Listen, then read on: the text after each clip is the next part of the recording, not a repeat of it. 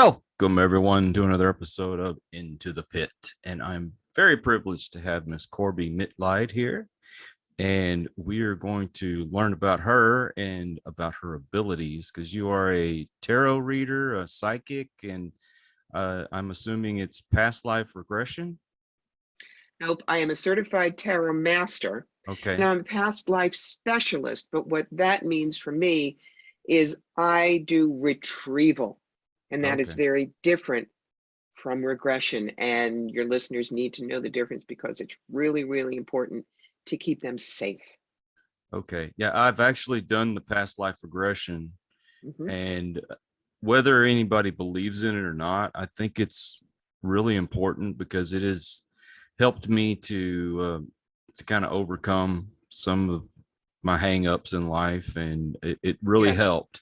So even it, I'm not saying Regression that is it's wonderful. oh yeah, No, regression. But let me do a quick explanation. When you do a regression, it must be done by a certified hypnotherapist or a certified past life regressionist because you're the one who's going up and wandering in the Akashic records. right, And right, if you see something very traumatic, a death, a rape, something like that, that professional is able to pull you back so you can watch it and not feel it, not relive it.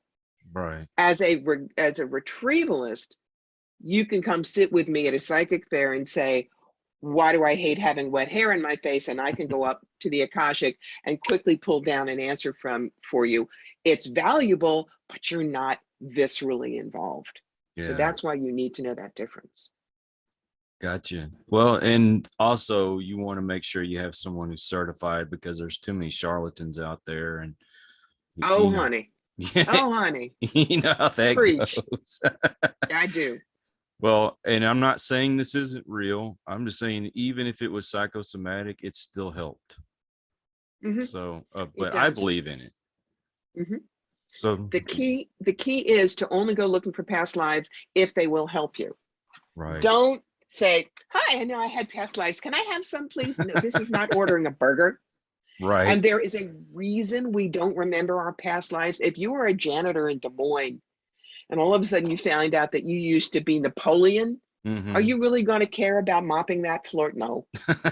Right. So with me, if you have an obsession or a phobia or a situation that needs work and we might be able to pull something from a past life, that's when I work with you on it. Otherwise, I say, no, this is not for entertainment value, darling. It just isn't.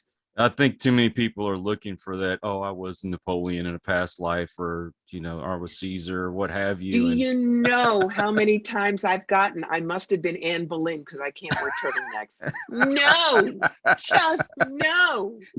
it seems to be the go-to also when you hear about Hmm. people with past lives. And Yeah. but I mean, for me, it was therapy because of my depression and anxiety, and Hmm. plus other health issues, and Yeah.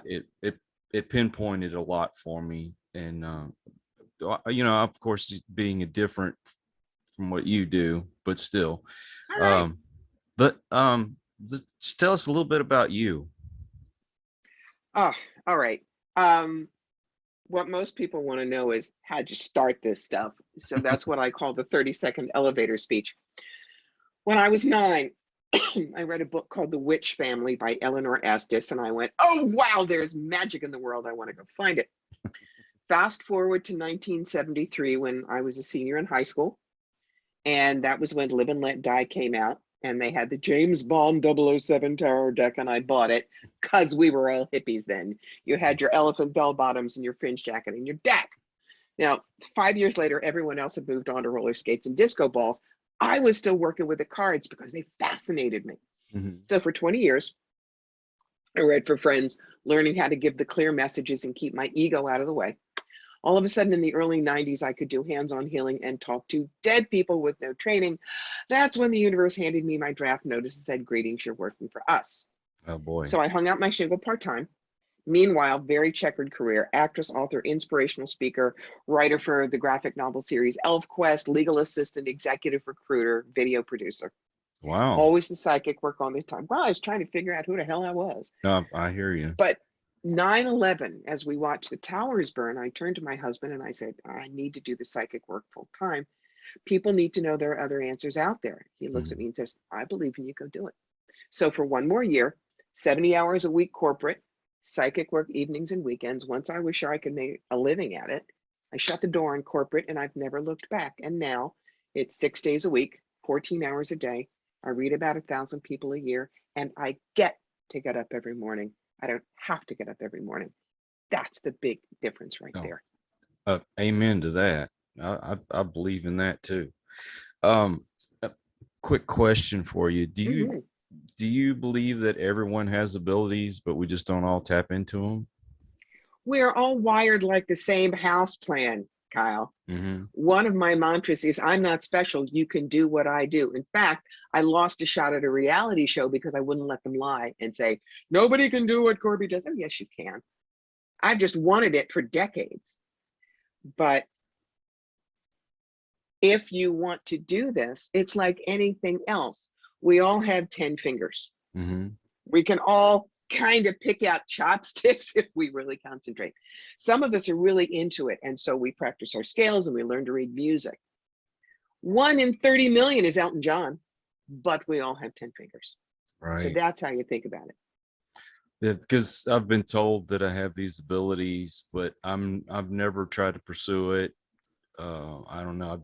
I don't have I guess the desire to do it, but mine has always been auditory. So I would hear voices, and for the longest, I just thought it was something in my head. Mhm. And many years ago, I say many, it was about 15 years ago. Okay. No, actually, it wasn't even that long ago. I had this instance where I kept hearing these voices, and it freaked me out to the point where I was curled up in my closet and checked myself into a mental institute, and then found out later, no, you have these abilities. I lived right down the street from a cemetery, Mhm. and I guess there was some kind of a portal, vortex, whatever you want to call it, in that house, and things would pass through. They recognize that you are a telephone and a party line. Yeah, Look, exactly. that is why if you're going to do this thing, it's like boot camp. You have to know how to ground, center, and shield. Right. That is very simple. People ask me, wow, do you get messages as you walk down the street? No, I have an agreement with my guides. I have an open sign and a closed sign. And the open sign happens when you sit with me. There's payment or Of there's course. barter. You bring me a chicken or it's pro bono. It is a deliberate gift on my part. But that's one of the reasons people are so scared of psychics. They think we have no boundaries. And that is promulgated by horrible things like the Long Island medium, who will walk up to somebody in the produce section of the Wegmans on Long Island and say, excuse me, your Aunt Doris has a message for you. Your back tire is bald and you're going to die in an accident in a week. You don't get it fixed. Just telling you when she walks away. Now, one thing that can't happen legally. Number one, her team goes and looks at all the Wegmans in Long Island and chooses one. Then they interview a bunch of people. Would you like to be on television? Then the people have to sign a model release legally, and then they rehearse it 6 times. Yeah. But what's happened now is little Mary Sunshine, who thinks she's a psychic, feels like she can walk up to anybody and deliver a message, and she has that right. No. Would you let somebody walk up to you and open up your purse and go rifling through? No. So somebody comes up to you and says, I have a message. You go, I am not receiving it and I don't want it. And if they insist, you go find the store manager and you say you're being harassed because you are. Right. That's what I call a drive-by psychic shooting. Yeah. Yeah. It's funny because I did a pilot for a reality show, and there's very Mhm. little reality to it other than it's not scripted. They don't hand you a script, but you do the same scene over and over and over again. Yeah. And I remember on one of the ghost hunter things, they came to my husband's 18th century museum a while back, and they're all supposed to be from Rhode Island or something. And you saw the prop guy go take off the California plates, slap on the Rhode Island plates, you know. All right, pull up, take one. No, no, guys, please do not waste your time on that, please. No, I watched a movie the other day, and it had Bradley Cooper in it. It's a remake of an old movie.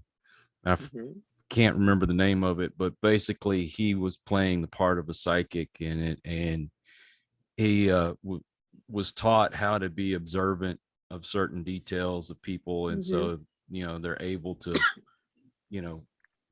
pull things supposedly out of the air and make people believe that this person really has these abilities.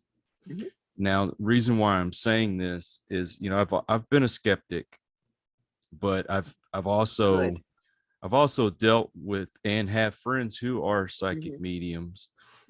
And even if they were sitting there and they were observing everything that I did, there were certain details that they would come up with that there's no possible way that they could have known. Now, I know that may sound cliche, but that's exactly, cliche happens because it is a very clear truth so many times. So it doesn't surprise me. What were some of the examples? Tell me. Okay, well, the lady we were talking to, who's now a very, very close friend of ours, she had said, "Why do I keep hearing the water boy?" And my wife and I just looked at each other and started laughing. And why would you pull that up? You just met me. What is it that I did that would have made you say that? Because there wasn't. That's funny, because between me and my wife, and I say my bonus kids, they're not my step kids, they're my bonus kids. Our running joke is we're always quoting from The Waterboy. That's like our favorite movie as a family. Now, you can't just observe somebody unless you're, unless you said something, but how do you pull that out of the air? Look, I don't know. That's a past life retrieval thing. For example, a woman came to me at a psychic fair and said, "I'm really worried about my son. He's 29.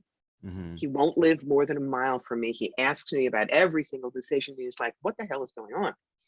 And so I went upstairs and I said, "Okay, I'm seeing Utah Beach. So this is probably D-Day. And your boy has a really badly mangled leg. You're his commanding officer and you're dragging him over one of the dunes. You're taking shrapnel too, but you both get out of there and you both live." And she looked at me and she said, "Do you see my rank?" And I said, "Yeah, you were a sergeant." She goes, "He's called me sergeant since he was 3 years old and we never knew where that came from." Boom. Well, and I think it's important for people to know how to spot these charlatans and how many people are legit. So what's your advice on that? Well, the reason that I wrote my book, The Psychic Yellow Brick Road, which is how to keep yourself safe with these things, is because of a psychic fair I did 18 years ago now in Toronto, Ontario. Massive fair, 250 booths. And so there was a customer walking down the aisles looking and seeing what's going on. And across from us was one of the fake gypsies. So she runs out from her booth and grabs the woman. And in psychic show parlance, this is called hooking. And it's as bad as the other kind of hooking. And she goes, "Oh, you don't need to pay $30, $40, $50. I read your palm for 10. Come." She drags the woman behind a little screen in the booth. About 10, 15 minutes later, we see the woman leaving crying hysterically. And a bunch of us rush over to find out what happened. And apparently the gypsy said, "Oh, you have a family curse. How many in your family? 4? You have a dog? $50 every family member, 25 for dog, he's small, we fix." And told the woman if she didn't burn 400 specially blessed candles at the Roman Catholic Church, I bless real good, only $1 candle, her entire family was going to die in a car wreck in 2 weeks. That's the fake. Yeah. I tell people, when you go to a psychic fair, you probably don't know any of us from Adam's house cat. And they say, "Well, how do I pick somebody?" I said, "You have to be a good puppy." And they look at me and say, "Well, you go in and first you do your walkies. You walk around and you look at all the booths and you see who's there. You don't have to talk to anybody yet. But once you've done that, then you go and get paper trained." What's paper trained? That's when you collect the rack cards, the brochures, you get the information. Once you decide on maybe 3 or 4 possibilities, you go back, talk to the psychic if they are free. If they're not, we generally have front people. But remember, we hired them to say they love us. My first person was Laura Spickerman. She was my husband's office manager at the museum Monday through Friday. Do you think she's going to dismiss as museum director? Probably not. So what you want to do is you want to find our testimonial books. We all have them. Those are comments from people that have had readings. Are we good? Are we kind? Are we funny? Do we have specialties? Children, dogs, dead people? Are we accurate? Would they come back? But please, the final arbiter for all of this is check in at your heart level. Right. You are putting your hard-earned money on the table. If the psychic doesn't feel like they have a brain in their head, they really give a damn about what they're doing, or they're going to give you good information, don't go there, no matter how cool the wiki will looks on the table. Not your person. Right. You know, I don't want to harp on that part of it. I just want people to know there are legit folks, and there should, because there are the ones that are taken. Right. There's going to be those out there that's all they want is to take your money, you know, and like you said, with the ladies talking about the curse. Yeah. You know, I have, of course, my social media, and I get psychics and tarot readers, and, you know, everybody from the paranormal will try to friend me on there. And I usually accept everyone's follow. I do look at these profiles to make sure, you know, you get those that they just want to sell you Bitcoin or, you know, whatever.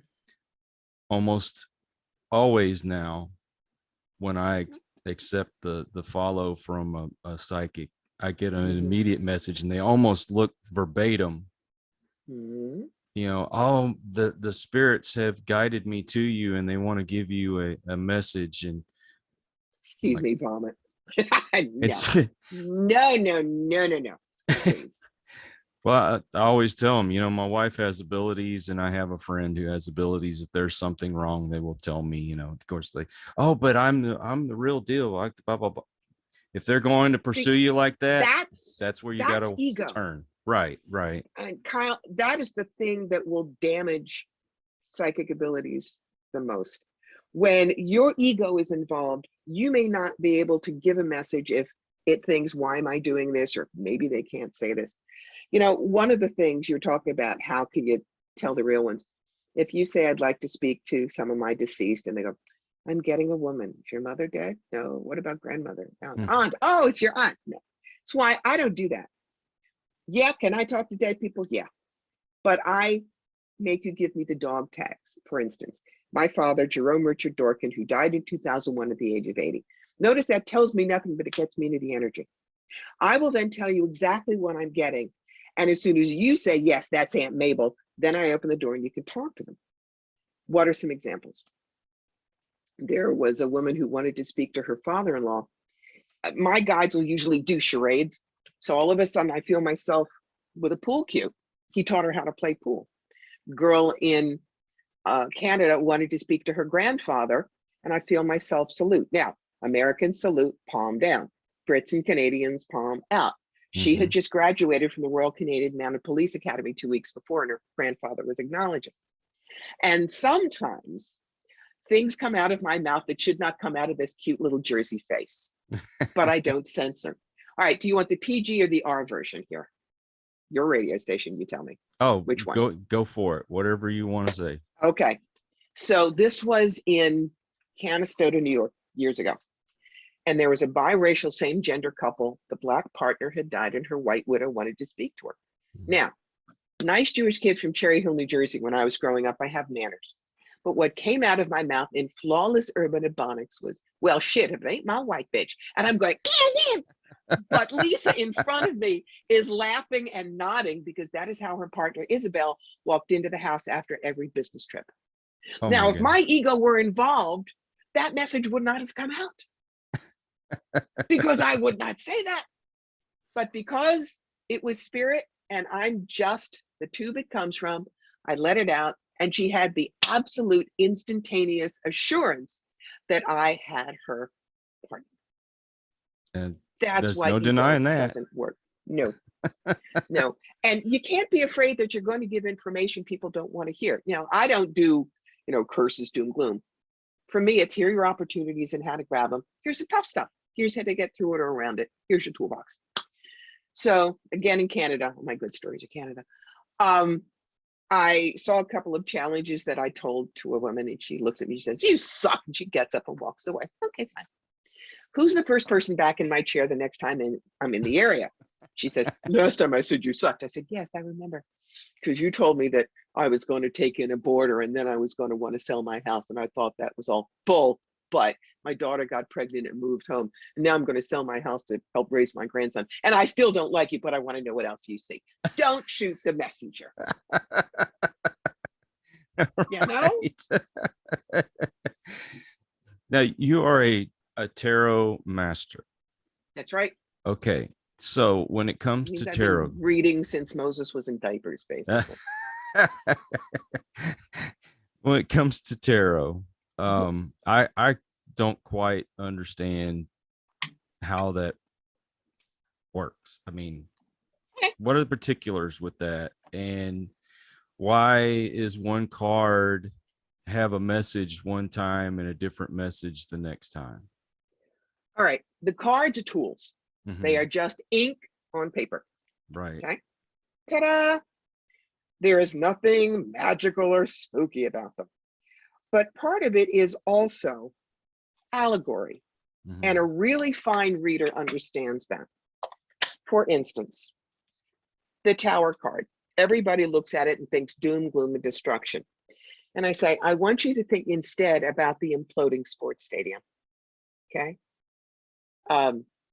Yankees want to, I'm from New York. Yankees want to build a new stadium. They got to blow up the old one first and clear the ground.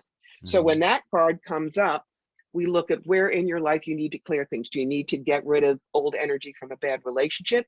Do you need to clear your debts? So it is the essence of the idea. This does not mean you're going to be hit by a bus on Tuesday. The death card is death of an old way of life, death of what you've outgrown, death of what was never you in the first place. This does not mean Mr. Horns in a Tail. It's not even Jack Nicholson from The Witches at Eastwick. It's being bedeviled by something, someone, or some situation. And a good reader knows that sometimes they have to get out of the way because a card may have a slightly oddball message. Let's take the Three of Pentacles. In a normal Rider-Waite deck, this is a church building with stained glass windows and someone's working on it. And it means mastery and long-term. But I looked at this card and there was a couple with me and I said, there is a deconsecrated or abandoned church within 2 miles and you need to open up a cafe bakery. Again, why is that coming out of my mouth? I don't know. But they look at each other and look at me and go, yeah, we know which one. We've been arguing for 2 years. Boom. There you go. Now, that's why you can't just get the little bitty book and be an instant reader. You have to understand that these are doorways for you to get into the information. Now, what's the difference between tarot cards and oracle cards? Because a lot of them use that. I use tarot, but I also have a whole bunch of oracle cards, and each one I use for a different purpose. For instance, 95% of what comes to me is, does Bruce love me? So, as well as tarot, I have a deck by John Gray, the guy who wrote Men Are From Mars, Women Are From Venus.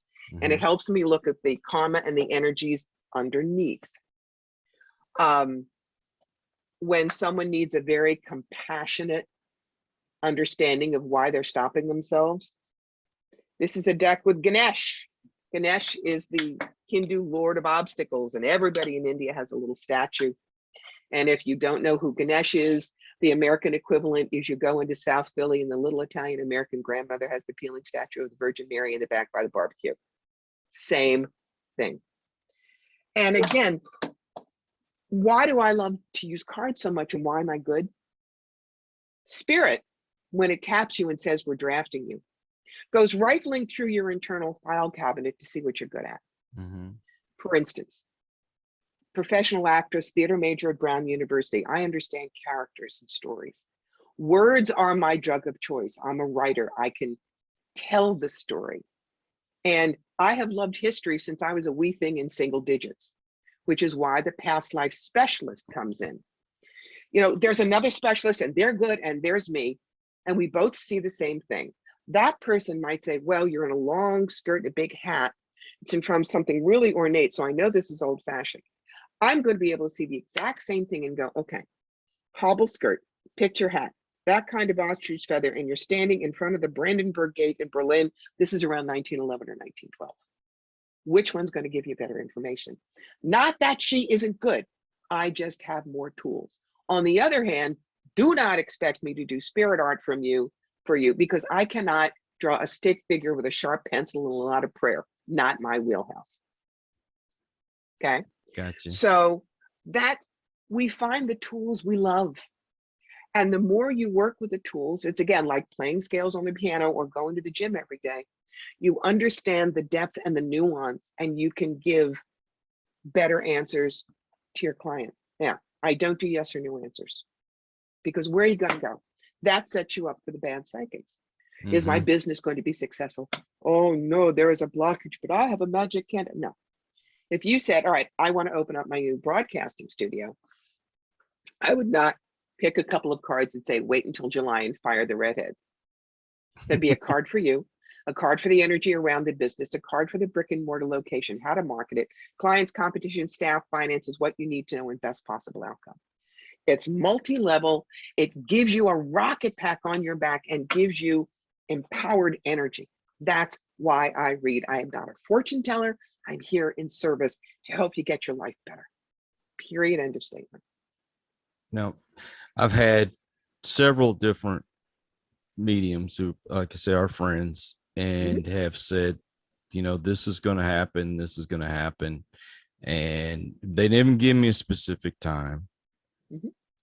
But I mean, we're talking, it's been a couple years. It hasn't happened yet.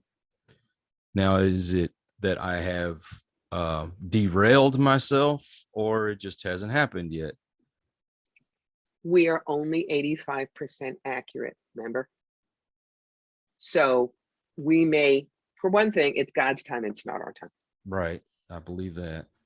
And it could be that you did something that will change things. The other thing is, remember, if we only had one soulmate, none of us would get divorced. So if someone says to Betsy, yes, I see he's coming, he's blonde, he's a lawyer, his parents come from Geneva, and his name starts with L, maybe. But what if over here, there was a performance artist from Brooklyn whose parents grew up in Queens and his name starts with P? Both of them would have been viable candidates for this person, but she will never even see this person because she wants the blonde. That's one of the reasons why, unless it's a direct download from spirit that says they need to know these things, I show people their options. And I remind them, yes, we have our pre-birth plan, but we also have free will. What's that like? You decide you're going to be a physics major, that's your pre-birth plan. But you could either do gut courses or double major plus lab. That's your free will. Either way, you're going to graduate life learning what you need to learn. But did you make it easy or hard on yourself? That's going to be up to you. Well, and that will change timing. Being that I used to preach, and I've been asked about predestination and free will. And as my best way of explaining it, and I know I've said this before in different shows, but do you remember the books that we used to get where you would read and then you get to a certain part? You get to choose the ending. Yes. Right. Yes. So like I try to tell them, both paths are predestination, but the free will is you get to pick which page you're going to next. It's already outlined. It's another good analogy. That's the only way I know how to explain it, because God does give us free will. Otherwise, I mean, what's the real love if somebody says, oh, you have to love me or no matter what, or I give you the choice? Not at all. You know, that's going to mean a lot more if I have the choice to love you. Yes. That's the only way I know how to tell people, yes, you do have a choice, but there is a path here. That's what I'm worried about too, is did I pick the wrong page to go to? You can't pick the wrong page, because you will learn what you need to learn no matter what. Yeah. Could be harder than you had to do, but it's like the same thing. People who are Bible literalists say there can't be any such thing as reincarnation because the Bible says we lived once. And I say, and you're right too, because this is why. The soul comes down again and again and again. Kyle, Corby, we're one and done.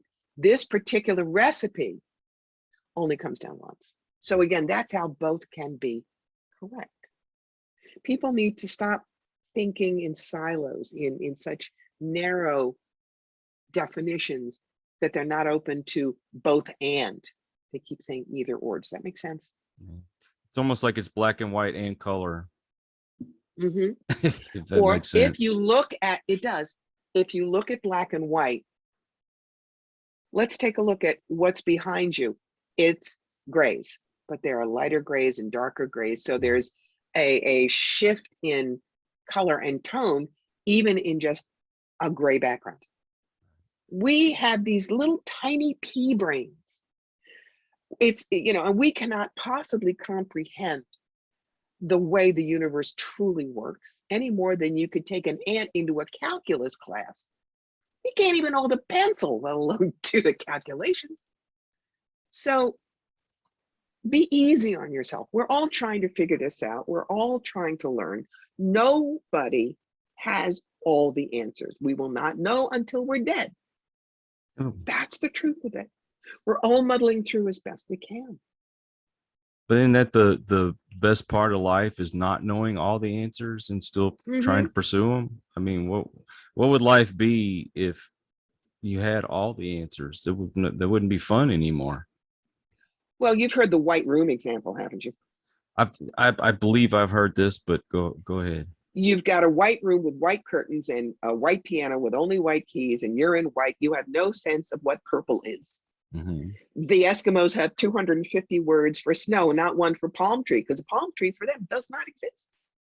That's why we come down into this dualistic world, so that we can learn the difference between black, white, good, bad, truth, lies. Because when you're out of the body, there is no time, there is no space, there is no hunger, there is no thirst, there is very little duality. That's why we come down here to learn it. We learn different things when we're out of the body. True. And you know what? I do believe in that, because I believe that I have had the astral projection, out of body experience, however you want to explain it, a few times. And I want to do it again. Okay. I don't know how to practice, or what I'm supposed to do. I just know that it's happened, and I want to do it again. There is a place called the Monroe Institute. Okay. Robert Monroe wrote the original books about out-of-body projection. And they're based in Virginia, but they do teach online, and they teach you how to go out of the body at will. So you may want to look that up. Okay. MONROE, the Monroe Institute. Okay. I'm actually going to write that down now, so I won't forget. Putting it in chat for you. Because I do want to check that out, and I want to do it. And if it happens again, I would love to document it and have a show about it. But okay, now I'm going to say, when I have someone on that I don't normally ask anybody to read me.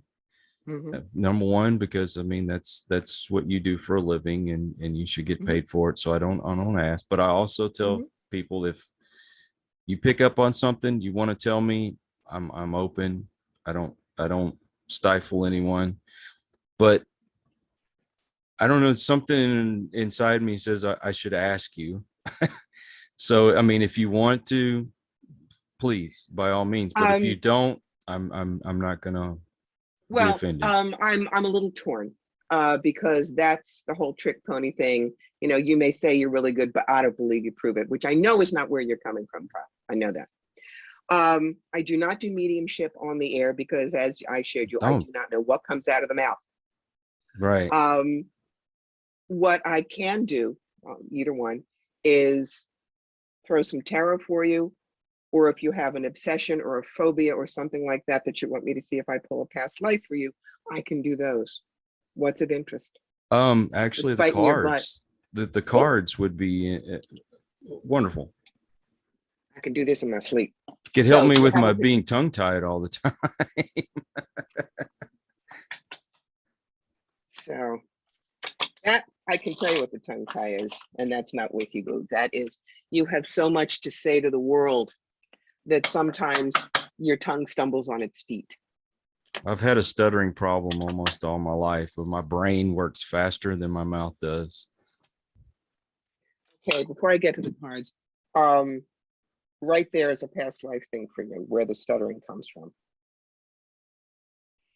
And this was, I think you were a kid in the 20s or 30s. Your dad was World War I officer, Brit, and he was far too strict. And he would ask you a question and you would start to answer. And if it wasn't fast enough or what he wanted to hear, he'd say, no, again, no, again, no, again, to the point where you almost couldn't think, you almost couldn't breathe. So in this life, the stuttering, which doesn't come often, but sometimes, is a reminder to slow down. You have a right to say what you want to say. It is not wrong, and you are not going to be bullied. Yeah. Does that make sense to you? It does. Does that one thing that aggravates me beyond anything is when I'm trying to talk and somebody cuts me off in mid-sentence. It is the biggest pet peeve. That's where it's from. And that's how past lives work. That makes if you sense. can understand where it comes from, you can unplug the difficulty. Okay. I don't want to be so aggravated when that happens, but it does. It's like I say, or you just said, I want to be heard. Yeah. So, well, that's the past life stuff. Now let's get to the cards. Thank you for that. You're welcome. Do you have any particular question? Feel free. My biggest thing is the success of the show. And let's do that entrepreneurial spread for you. As you know, I do 2 different shows, and one of them being the paranormal and the other one being positive. And I'm just trying to bring something positive to the world. Sure. Yeah, okay. We'll so love we're going to helping actually people. use 2 decks. I'm going to do the standard first, and then I'm going to go to something else. So a card for you, a card for the energy around the podcast, where you do it, how to market it, clients, competition. Do you have staff? Don't you have staff? I have a couple of people that are working for me now. They're part-time, not full-time. So just give me their initials. One of them is KH, and the other one is TA. All right, so K and T. Finance is what you need to know and best possible outcome. All right, first of all, you, great partnership. This is something you should be doing. Energy around the podcast, happy home. Don't change it. You're meant to do this. Where to do it? I don't know what you spend, but you may have to up the budget a little bit to get, I don't want to say clear reception because I know that's not the right technical word, but a bigger bang for the broadband is just what I'm going to say. How to market what you do. Now, the Empress is the benevolent dictator, okay? She is the one that rules the domestic roost. So what that tells me is you may actually end up putting a little more oomph into the positive aspect than the wiki-woo aspect, because not everybody is into the wiki-woo, but everybody needs positive. Right. Okay? People who are going to listen to you, they will be longtime listeners once they find you. The competition. Now that is a legality card. That's a justice card. So I want you to make sure that anything that you need to do legally, button it up, have it signed, because the competition who's into scarcity thinking, if he has listeners, I don't, that's where they may want to trip you up. It could be also check your lease if you run a broadcast studio, things like that. All right, the people who work for you. The first one was K. Mm-hmm. Good communication, but you may have to sit down with K sometime in the next 6 months and have what I call a gentle come to Jesus meeting. And T, success. Your success is T's success. Finances. Maybe a little stagnant for the next 4 months. So if you're planning to expand, do a little research first. Okay. Don't go spending money right away. What you need to know, there will be a point where there is I'm going to say a segment of something in how you broadcast. There's going to be no more blood to bleed. Stop doing it. It's kind of like you're either bailing a leaky boat, or there's some aspect of it that is just high maintenance and diminishing returns. Thank you for sharing, and you leave. Full outcome. This is a card of new energy, new opportunities, new people. I think there is going to be pretty much a paradigm shift for you this year. When's your birthday, month and day? October 5th. 10 plus 5 is 15, plus this year's master number of 6 is 21. Always check my math. 2 plus 1 is 3. Our lives go in 9-year cycles, numerologically, and a 3-year is creative and social and right-brained and adventuresome. But Kyle, my darling, you're going to be like a cat high on nip with too many toys. You need to focus this year on 1 or 2 aspects of what you want to do and stay focused on that. Otherwise, energetically, at the end of the year, you're going to have a pile of empty pizza boxes and a tequila bottle and nothing done. Clear? Yes, I'm funny. I've done stand-up comedy on You Think a Psychic's Life is Easy. I see nothing wrong with people laughing at the information because it still gets in. This is the thing is, oh, I'm sorry, go ahead. I didn't. No, go ahead. No. I'll run until you tell me. When I first got into podcasting, it was because of the paranormal. I got into investigating and just felt like I needed to do more. And so I started interviewing people from the paranormal world, and I love it. That's been my first love. Mm-hmm. But then I branched off and started doing the positivity stuff, all because of one celebrity that I met that got just kind of put me in that direction. As much as I love the paranormal, I'm really, really enjoying the positivity side of it. And so that's been more of what I've been leaning to. I don't do as many paranormal shows as I used to. And I don't know. It's almost like a betrayal if I don't do it. No. But there's something about getting the life coaches and the authors and entrepreneurs and people that have something that they can share to inspire and motivate others.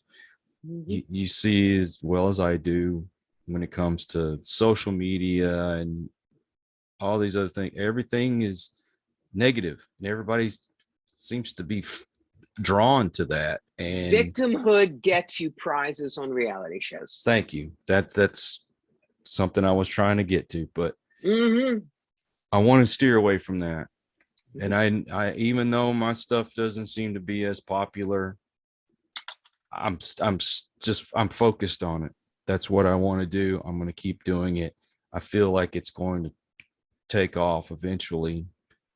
But I mean, who doesn't want to watch a good controversy and not be given a positive message? I don't understand it, but that's the way the world is. So the reading made sense to you. It did. So that answered a lot of questions for me. Good. That's my job.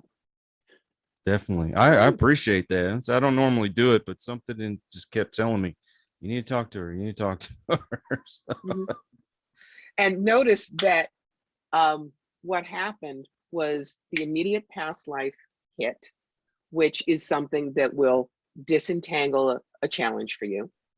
And the cards gave you concrete information that you can work with. You know, I'm what I call dead dog practical. A lot of people think that psychics are all glurpy purple with angels. Hi, I'm little dancing butterfly, and here's my friend Arctic Bear. I'll vomit. No, I'm a New Yorker. It ain't gonna happen, honey. I will hit you upside the head with a clue brick. I got you. No. Now you have, do you just have the one book or you have several books? I have three. Three. Sweet. Three. All right. The first one actually is one that I'm going to say we should probably go and talk about on your positivity. And that's Clean Out Your Life Closet. Mm-hmm. Clarity, adaptability, simplicity, and making friends with stress. But I don't say, do everything I tell you and it all gets better. Haven't lived your life. So it's, here's some of the stupid things I did. Here's a client story, and here's some suggestions. But at the end of each chapter, there are the adventure pages where I ask you questions that you have to answer from your life, not what you read in the book. Look, people buy self-help books because they have been told for years they don't know. They're not the experts. When I was 13 in 1968, I bought my first self-help book, and I remember the first paragraph. Judy has a groovy wardrobe. Judy has fab makeup, and her hairstyle is far out. But no one likes Judy because Judy's fat. Now think of what that's going to do to a 13-year-old. It doesn't matter anything about what you do. If you're fat, you're worthless. How many people are anorexic because of that? So this is the exact opposite. This says you can write your own new story. And I'll show you how. Then we go to the wiki book, The Psychic Yellow Brick Road, How to Find the Real Wizards and Avoid the Flying Monkeys. And this is all the stuff, you know, it's like when you go to an art museum, you love the Rembrandts and you love the sculptures, but you don't want to learn to paint and chisel. You just want to appreciate. Well, this is how to find intuitive counseling and use it and appreciate it, but it doesn't tell you how to read cards. There are 6,000 books on that, kids. Go find those books. And the last one, look, my nickname used to be the Travel Channel. I was on the road 45 weekends a year, 45,000 miles a year on the car, until 2019 when I had a back injury and the doctor said, your career is toast. You cannot drive that long. You can't load in, load out. But this is where the universe helps out, because in 4 months, I moved all of my business online. What happened in March 2020, but the advent of the years of Murder Horde at Bingo and Hold My Beer. If I had still just been doing shows, I would have gone bankrupt. But because my business moved online, I did better in 20 and 21 than I'd ever done. So I am pretty much off the road at this point. You want to go on the road? This is your thing. You've got the Magic Who Needs a Genie, the A-Lister's Guide to Holistic Expo Success. Now in here is not only how to run the business, but a lot of things that I call Corby Gets Candid. Stories you're not going to hear otherwise. For instance, one of the things I insist on is that you all have a sign-in sheet if you're going to do the shows. And you have your client handwrite their information, name, birthday, email. Why? Because years ago in London, Ontario, I was reading for a young man who did not like what he was told. And the next day I found an anonymous death threat on my table when we walked in. But it was handwritten. And because I had the handwriting on my sign-in sheets, we matched it up. We turned it over to the Ontario police and they took care of it. Like I said, we're not all glurpy propal, and this is not everybody loves everybody. This is a business, and you have to learn how to deal with it as a business. And I want you to succeed. There are 8 billion people in the world, kids. I can't read them all. Go, be a wonderful psychic. I'm thrilled for you. One thing that I've been taught from successful people is if you want to be successful, then you help other people be successful. Though I have been told many times, if I see there's a rookie, I'll bring them over to my table. I'll let them ask questions. I'll give them lots of examples of my handouts. And the only thing I'll say is, please don't use the exact words, no plagiarism. Right. And people say, but they could take your reading. No, they can't take my clients because their style will be different from mine. It's tough to find a reader who has literally been reading cards for half a century. They may be brilliant and only read for 6 years, but they're at the 6-year level. I'm at 50. Why would I worry? Make room for the other kids. It's Part of so being an elder. It's so weird that you talked about, you know, you'd been in that accident and you hurt your back. I have a degenerative disease in my spine, Hmm. and that altered my path. So I retired from working for the city, and I used to be a supervisor. I had the truck that I could take home, and Hmm. I had it made, and great retirement, great benefits, everything. And then all that changed. Hmm. And I mean, I'm on disability, but I didn't want that to be my career path. Hmm. So this motivated me to get more into the podcasting and to really get serious about it. We've both taken something that could have been, you could have just crawled into a little ball in the corner and cried the rest of your life, but you turned it into something positive. We've turned it into something positive. It's called living the examined life, Kyle. Exactly. Here's something that I don't like, but I'm going to have to deal with it. So the first question is, what can I learn from it? Because I'm a teacher. My next question is, what can I teach with it? And then the magic word, next. Don't wallow in your old stories. Mm-hmm. I've done the cancer dance 3 times, and there are women who have had it 14 years ago, and they say, hi, I'm Lorraine, and I had cancer. That was 14 years ago, Lorraine. I didn't go around to people and say, hi, I'm Corby, and I was the 1973 Betty Crocker Homemaker of Tomorrow for New Jersey in 1973. I was, but it doesn't matter now. Who are you Right. today? That's And, it. oof, And you're hot not the buttons, first hot person to buttons. tell me that. Hmm. You know, Good. I'm, and I don't know, I need to quit talking about it altogether, but I only say it because there's somebody out there that's going through something similar. You're teaching with it. That's Yes. different. That's different. Yeah. There, you can take in any situation and make something positive out of it. Even Hmm. tragedy, you can make Hmm. something positive out of it. Hmm. You look at John Walsh, his son, abducted, murdered, but Hmm. look at all the people that he's helped out of that tragedy. That's what I'm That, and saying. we could go into a whole nother show on karma with Mm-hmm. that, because karma is not bad and good, carrot and stick. Karma is 5 things: healing, service, contrast, healing of beliefs, unbalanced energy. Quick, look at Ryan White, the kid that had AIDS and died at 18 in the late 80s, early 90s. Some people would say, terrible karma, must have been awful, look what happened. No, because he was graceful with what happened, became friends with Elton John. Elton was inspired to become clean and sober because of Ryan, and created the Elton John AIDS Foundation, which has raised $500 million for HIV and AIDS research globally because of Ryan White. His Mm-hmm. karma was service, not bad karma. That's the whole key. Live the examined life, and you will find your purpose and what you can leave behind in the world after you're gone that makes it better. Look at your martyrs that have become saints. Hmm. Okay, you could say, "Oh, well, the bad karma, all these bad things happened to them." No, look, they got sainthood out of it. Hmm. What greater honor do you get from that? How many lives did they change? Exactly my point.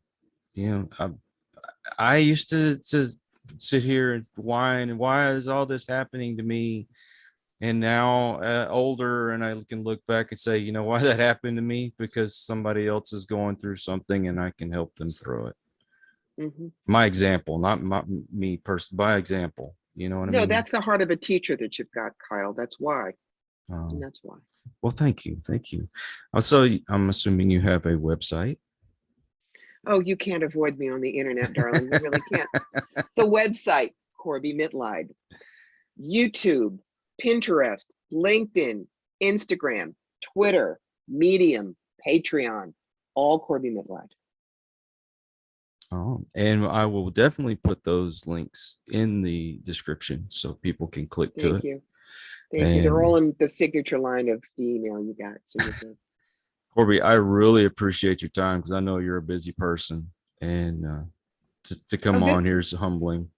Kyle, this was great fun. While we're still recording, I want to tell people this is the kind of podcast host you want.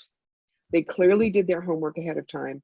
They're not reading from a list of questions. They are actively engaged with the person who's on with them. That makes good listening.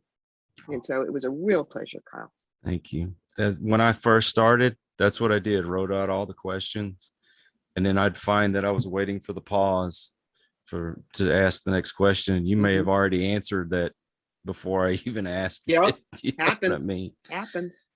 Well, it's good to conversate with people, and that's what we need more of in this world. Sit down and talk to your neighbor. And we don't always have to agree. That's another wonderful thing. That's what makes the world wonderful, is we don't all think the same. But anyway, someone different and learn. Thank you. Exactly. Well, I'm going to leave it at that. And for those of you that are tuning in, if you're new to the channel, thank you for stopping by. And I hope that you will come back, and please subscribe. For those of you who are just dedicated listeners, you are the reason why I do what I do, and I can't thank you enough. So until the next one, everyone, please take care. Be kind to one another. God bless and peace. Poor boy.